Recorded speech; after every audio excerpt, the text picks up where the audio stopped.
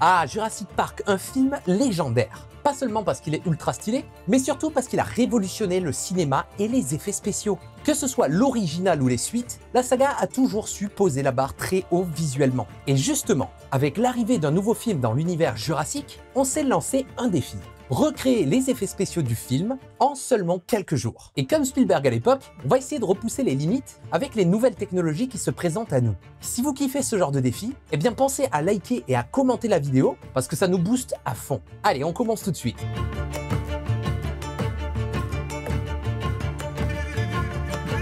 Ce film, ce n'est pas juste une histoire d'aventure avec des dinosaures ultra cool. C'est littéralement un tournant dans l'histoire du cinéma. Avant lui, les dinosaures ou autres créatures au cinéma, c'était des maquettes, des figurines animées, image par image, du stop motion old school qui demandait énormément de temps, mais aussi de talent. Et avec tout le charme que ça implique, mais aussi toutes ses limites. Et puis là, en 1993, débarque Spielberg avec une équipe qui va tout simplement enterrer les anciennes méthodes en balançant les premiers dinosaures en images de synthèse. À la base, ils avaient prévu de faire les dinosaures en technique de Go Motion, une version améliorée du stop motion. C'est Phil Tippett, un maître dans le domaine, qui était sur le coup. Mais en parallèle, chez ILM, Dennis Muren et son équipe travaillent en secret comme ça sur des tests de la toute première CGI, ou du moins la première version d'un être organique en CGI. Et un jour, ils montrent le squelette et les premières animations d'un T-Rex entièrement animé en images de synthèse, avec du flou de mouvement et des paramètres physiques ultra convaincants. Et c'est là que Spielberg lâche un truc du genre « Ok, on oublie les maquettes, on fait ça en full CGI ». Le choc est tel que même Tippett lance un mythique « I think I'm extinct ». Genre « Ok, mon travail vient de mourir là ». Et il n'avait pas tout à fait tort. Jurassic Park, c'est le moment où Hollywood bascule. L'animation traditionnelle à base de figurines, eh bien, prend un petit peu sa retraite. Et les images de synthèse prennent le lead. Et le pire, c'est que c'était tellement bien fait à l'époque que même aujourd'hui, les effets spéciaux tiennent encore la route. Mais ce qui est encore plus ouf, c'est que Spielberg n'a pas tout non plus jeté à la poubelle. Il y a une fusion entre les animatroniques créés par Stan Winston, genre le T-Rex grandeur nature de 12 mètres de haut, et la CGI d'ILM. Et le résultat est donc une immersion totale à Jurassic Park. Tu vois pas la frontière entre le réel et ce qui a été généré par un ordinateur. Et cette approche hybride entre concret et numérique, ça a redéfini les règles pour les décennies suivantes. Derrière, après, il y a eu Matrix, Le Seigneur des Anneaux, Star Wars épisode 1, qui ont donc surfé sur cette révolution. Sans Jurassic Park, les VFX modernes seraient absolument pas ce qu'ils sont aujourd'hui. Bref, Jurassic Park, c'est un film légendaire sur tous les aspects.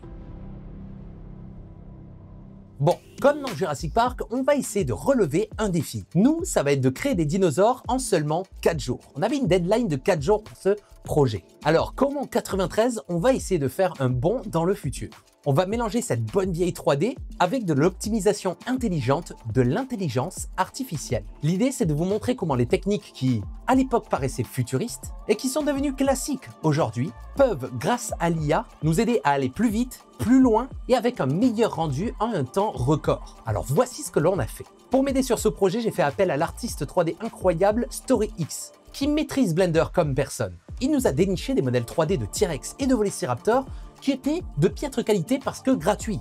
Vous le savez, les modèles gratuits, ils sont pas si incroyables que ça. Et surtout au niveau des textures, donc l'habillage de l'objet. Comme vous le voyez, les textures sont en 1024 par 1024 et si on le regarde appliqué sur l'objet, c'est pas beau du tout. D'accord? Pour les plans close-up, ça va pas être incroyable. Alors StoryX m'a demandé, avec tes petites filouteries d'IA là, est-ce que tu pourrais pas améliorer la qualité des textures 3D? Eh bien, évidemment qu'on peut faire ça. Je vais utiliser le site Magnifique que je vous avais présenté dans une vidéo à moi et je vais pouvoir mettre la texture et augmenter la résolution de cette image tout en imaginant de nouveaux détails. Et comme on peut le voir, le avant-après est vraiment spectaculaire. Il y a vraiment ce petit piqué en plus et donc j'ai fait ça pour la texture de couleur, de normal map et de roughness. Comme ça, on va avoir des dinosaures beaucoup plus qualitatifs. Rien qu'avec ça, on a gagné au moins 2 jours de travail, donc ça nous a aidé énormément. Comme ça, StoryX, lui, va pouvoir faire tout le reste du processus pour animer des dinosaures. Donc, par exemple, le rig. En gros, il va préparer les modèles de dinosaures pour qu'ils puissent bouger comme on le veut dans nos plans en créant le squelette à l'intérieur de nos modèles 3D. Et là, on arrive à l'étape la plus gourmande,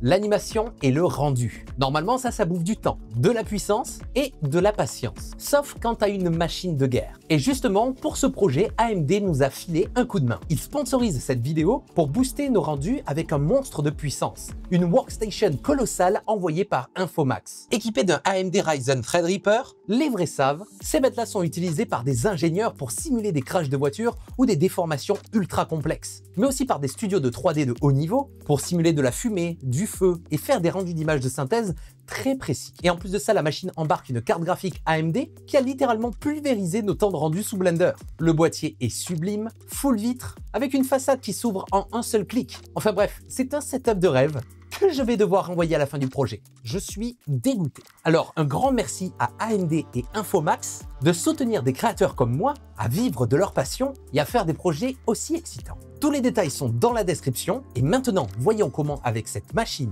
combinée avec de l'IA, nous a permis d'optimiser les délais de rendu. J'ai dit à Storix qu'en ce moment, j'explorais beaucoup les intelligences artificielles de génération de vidéos. Je vous ai fait une vidéo là-dessus, je vous invite à aller la voir. Et du coup, je lui ai proposé un deal. Les plans complexes, où il faut une vraie intention d'animation et de dynamisme, bref, ce que l'humain peut faire de mieux en 2025, eh bien que ça soit lui qui s'en occupe avec son skill d'animateur. Mais tout ce qui est sur les plans close-up ou les animations simples que l'IA arrive à gérer, eh bien on va laisser ça à l'IA. Souvent quand je parle d'IA, on me dit que ça manque un peu d'intention artistique. Ce n'est pas réellement nous qui concevons les images. Eh bien là, je vais vous prouver qu'on peut avoir les deux. J'ai demandé à Storix de suivre notre storyboard, mais plutôt que de faire directement une animation, ce qui prend du temps, il m'a juste rendu une image fixe, ultra détaillée avec un dinosaure placé, l'environnement, les objets, l'éclairage. Comme ça, on garde le contrôle total du look de la scène. C'est notre direction artistique, pas celle de la machine. Pour composer les décors dans Blender, on a utilisé la donne végétation de B Productions. Et Cocorico, ce sont des Français, qui nous a permis d'accéder à une bibliothèque d'arbres procéduraux quasi infinie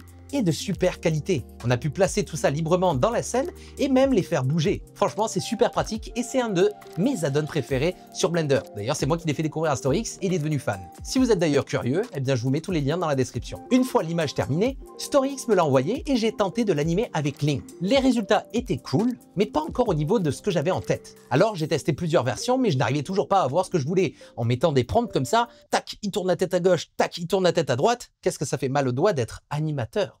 Alors j'ai basculé sur une autre intelligence artificielle très puissante qui s'appelle Ailio. Et là, bam, ça a été une révélation dès la 2e ou 3e génération. J'ai affiné mon prompt et on a vu notre image statique faite sur Blender prendre vie, avec des mouvements des yeux, de la tête, du corps. Et franchement, on est resté bouche bée parce que ça fonctionne vraiment bien. C'était bluffant parce que tout ce qui est animation d'œil, de visage, de tout ça, c'est très complexe à faire en 3D. D'ailleurs, je vous parlerai très prochainement de cette IA de génération de vidéos, mais ce projet montre déjà un truc. Mixer l'IA et la 3D classique, eh bien, c'est une vraie force. On peut concentrer notre temps et nos compétences là où elles sont le plus utiles. Et ça, je sais que certains freelances vont kiffer. Parce qu'en production classique, c'est clair que ce genre de technologie, on ne peut pas encore les utiliser. Ce n'est pas assez viable, il n'y a pas assez de contrôle. Mais en freelance, je suis sûr que ça peut être super pratique sur plein de contrats. Alors je pense que cette méthode hybride entre 3D et intelligence artificielle peut réellement nous aider si elle est bien utilisée. Et là, rien qu'avec ça, eh bien pour tous les plans close-up ou sur certains plans que vous verrez sur le résultat final, ça nous a permis de vraiment gagner beaucoup de temps sur ce projet qu'on devait faire, encore une fois, en 4 jours à cause du planning serré. Du côté de la 3D, Storix va bosser un plan assez complexe. Un plan où le Vélociraptor va être piégé dans une sorte de filet. Et là, eh bien, ça demande pas mal de réflexion. Comment faire bouger le filet d'une manière crédible? Eh bien, Storix a procédé comme ça. Il a fait une simulation de cloth, autrement dit une simulation de tissu, dans Blender, qui est un logiciel de 3D gratuit. Comme ça, le filet réagit physiquement à la présence du dinosaure, c'est fluide et c'est réaliste. Le souci, c'est qu'une fois simulé, si on veut rendre ça, eh bien le filet ressemble plus à une sorte de grosse poche qu'à un vrai filet de chasse. Donc ouais, c'est pas top visuellement, nous on aimerait toujours voir le petit dino à l'intérieur. Pour corriger ça, il va utiliser le Geometry Node. C'est un système procédural qui va permettre de faire des actions un petit peu à la manière de Houdini, et il va utiliser donc la géométrie, le maillage de cette simulation de tissu et extraire donc avec le Geometry Node que les arêtes de cette simulation pour les transformer en filets. Il va pouvoir gérer le diamètre des cordes, l'intensité du maillage. C'est une astuce très efficace plutôt que de gérer une simulation de cordage et surtout dans Blender. Donc bravo Storix sur ce coup-là, tu as été très malin. Et pareil, pour faire l'interaction du filet avec les feuilles de l'environnement, il a fait une simulation de tissu. Donc toutes les petites feuilles sont pareil, des morceaux de tissu avec des réglages physiques précis qui vont s'envoler au vent pour donner un effet très sympa. Et tout ça, encore une fois, l'IA ne peut pas le faire parce que ce sont des mouvements beaucoup trop complexes et ça, il n'y a qu'un artiste 3D de talent comme Storix qui peut le faire. Bon, maintenant, reparlons un peu de l'intelligence artificielle. Parce que parfois, eh bien, ces fails peuvent devenir des idées assez folles. Sur un plan, je voulais une animation en arc de cercle autour d'un poulet. Oui, vous verrez pourquoi plus tard. Mais bon, l'IA n'est pas encore extrêmement bien précise et souvent, il ne faut pas s'attendre à ce que ça marche du premier coup. Et là, l'IA m'a sorti un plan assez bizarre. Le poulet glisse littéralement sur le sol comme s'il voulait se faire la malle. Bizarre, oui. Inutile? Eh bien peut-être pas. Ça m'a donné une idée. Pourquoi ne pas faire en sorte que le chasseur a attaché le poulet à un fil de pêche et le fasse volontairement glisser pour attirer l'attention du Vélociraptor? J'en ai parlé à StoryX, il a trouvé ça trop drôle et donc on l'a inclus au scénario et on a tourné des plans en adéquation avec ça. Et voilà, une erreur d'IA qui devient une trouvaille narrative. Pour moi, c'est exactement ça l'intérêt actuellement de travailler avec des IA. Parfois, elle fait n'importe quoi, mais parfois, elle t'ouvre des portes inattendues. Ça peut enrichir une histoire, nous aider à penser un petit peu différemment, ou même se questionner sur certains détails et aspects techniques de nos créations. Ensuite, de mon côté, une fois que StoryX a fini ses plans 3D, je vais faire le compositing de ces scènes 3D avec le logiciel standard Hollywood, c'est Nuke. L'idée, c'était d'ajouter des éléments pour enrichir visuellement certains plans ou pour compenser ce qui était trop long en rendu en 3D. Et même avec une bête de course, comme notre workstation équipée d'un AMD Ryzen Threadripper et envoyé par Infomax. Pour tout ce qui est fumée, effet atmosphérique, petit détail en plus, donc j'ai utilisé Nuke. Grâce à son système de nodes, je pouvais facilement intégrer des éléments en post-prod, en me servant par exemple de la map de profondeur des rendus 3D pour placer des stock shots de fumée de façon crédible dans la scène. Et c'est là qu'on voit toute la magie de la post-production. On passe d'un rendu 3D très brut à un plan beaucoup plus cinématographique avec des intentions esthétiques. Vous n'avez pas idée du nombre de plans qui sont sauvés dans vos films préférés grâce au compositing, c'est un délire. Ce que j'aime avec ce projet autour de Jurassic Park, c'est que dans le passé, certaines technologies ont débarqué et ont totalement chamboulé notre façon de créer. Elles ont fait peur à certains et ouvert des portes à d'autres. Et Jurassic Park, c'est justement l'un des moments charnières qui ont tout changé dans l'industrie du cinéma. Et aujourd'hui, eh bien, je trouve qu'on vit exactement la même chose. Certains vont dire que non, mais croyez-moi si c'est la même chose. Ces nouvelles technologies comme l'IA sont encore jeunes, parfois bancales, parfois bluffantes, mais elles évoluent à une vitesse démentielle. Et faire ce genre de projet, c'est une manière de tester, de comprendre et de voir comment on peut les intégrer dans un workflow de création classique. Il faut être honnête, la 3D aujourd'hui a atteint une sorte de plafond de verre. Les méthodes sont solides, optimisées, mais ça fait longtemps qu'on n'a pas réellement vécu une révolution technologique autour de la 3D. Et quand un outil atteint ses limites, que cela soit en coût, en vitesse, en possibilités, on en développe de nouveau pour aller encore plus loin. Alors l'IA, eh bien, c'est un petit peu la suite logique. Et j'ai hâte de voir ce qu'on nous réserve pour continuer à créer autrement. Mesdames et messieurs, voici notre petite séquence Jurassic Park, née d'une vraie collaboration entre la 3D, des artistes et la machine.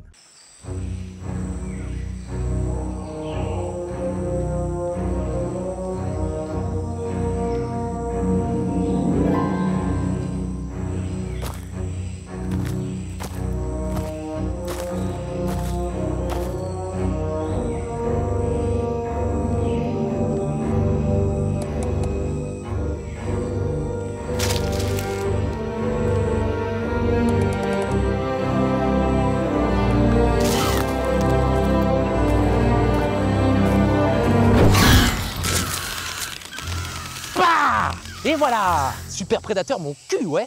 Eh ben, c'est quand même facile, hein. C'est bon, je l'ai. Bon, écoute, comme d'hab, hein. La technique du poulet. Ouais, bah ouais, ça marche plutôt bien. Bref, voilà, donc là, je vais rentrer, ok? Ouais.